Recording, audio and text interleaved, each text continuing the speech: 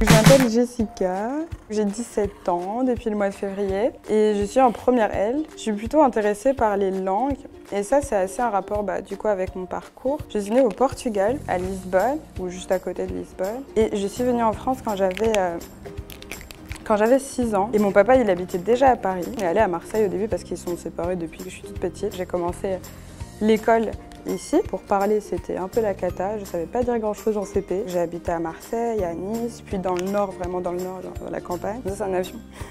On ne dirait pas.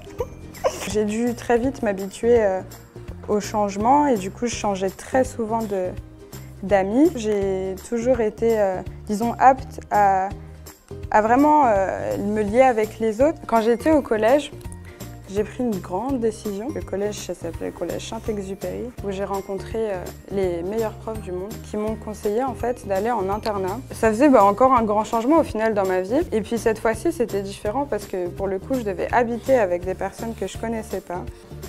Je me suis fait encore de nombreux amis où je vivais avec, se réveillais avec, mangeais avec, tout ça. C'était vraiment ambiance colonie de vacances, ça s'est super bien passé. À la fin de l'année, on avait donc un spectacle et on m'a forcé à chanter. Chanter, c'est ma passion, mais je donne plutôt des concerts sous la douche, donc ça, c'est moi sous la douche.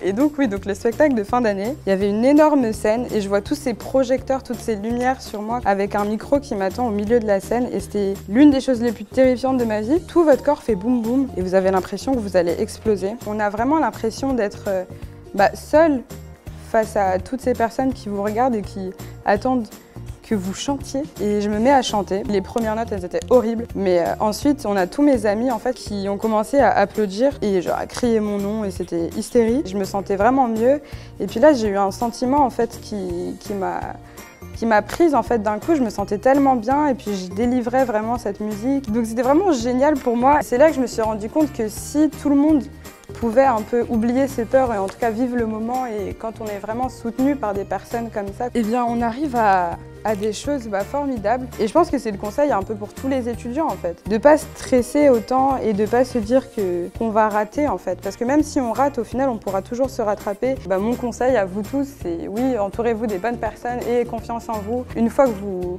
surpassez vos peurs, vous arrivez à des choses juste incroyables et c'est vraiment la chose à ne pas oublier au quotidien quand on fait des choses qui nous font comme ça, qui nous font trembler.